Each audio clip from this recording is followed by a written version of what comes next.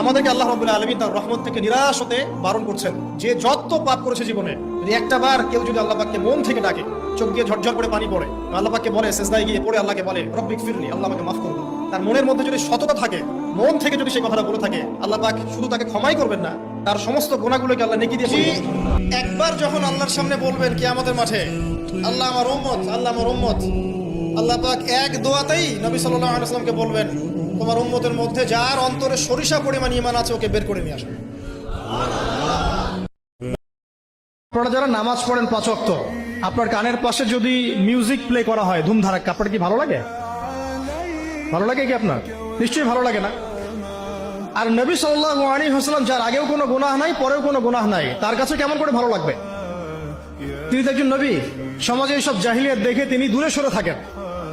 দেখেন আমাদের সমাজেও কিন্তু যে মানুষগুলো একটু আল্লাহওয়ালা, সমাজের জাহিলিয়াত তাদেরকে ভালো লাগে না, তারা আলাদা হয়ে চলে। তখন সমাজ ওদেরকে বলে তার আনসোশ্যাল, তাই না? আমরা বিপদে পড়ি, তখন খুব বিব্রতকর অবস্থায় পড়ি। তা নবী সাল্লাল্লাহু আলাইহি ওয়াসাল্লাম সেখানে পেরেশান।